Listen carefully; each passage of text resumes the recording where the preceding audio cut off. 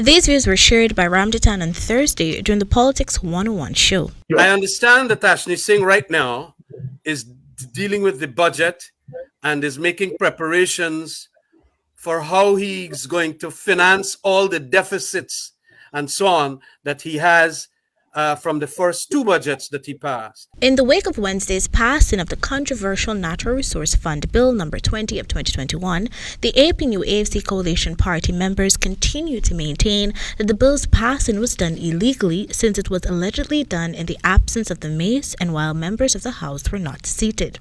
However, these claims were refuted by the Speaker of the House, Manzoor Nadir, who in a press conference on Thursday said that the bill was passed legally.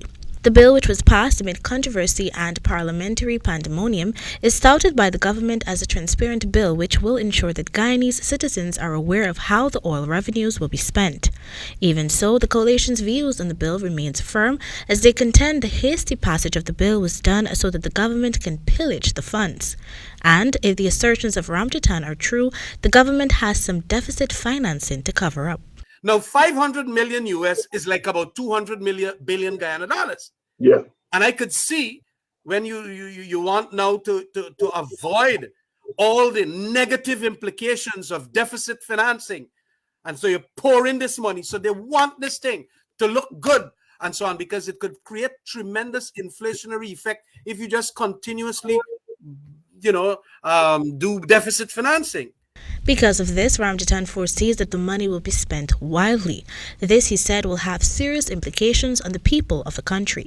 Now, when you start spending oil money like that, you have a resource curse syndrome that applies to you, because you're now going to take away the work ethic from farmers. They're not going to want to plant because we're going to get money. Every quarterly, we're going to get $250,000 from sugar workers who may just want to abandon whatever work they want to do. It was stated that the government must understand that the passage of this bill will provoke the people of Guyana into action, noting that people will want to fight back. The former Public Security Minister added that the 2019 Act is unarguably more superior than the amended Act.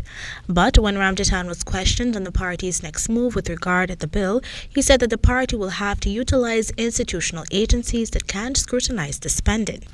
In a press conference on Thursday, Minister with responsibility for finance, Dr. Ashni Singh, said that the government will not be allowed to simply spend the money, while reiterating that every receipt of the oil revenue will be made public.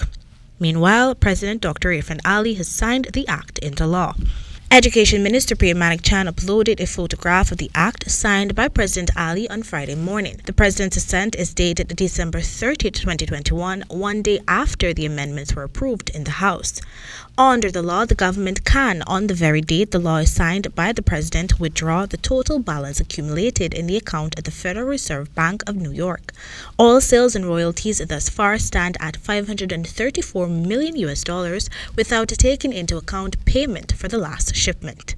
For the HTP 90 News, Kendell Richmond.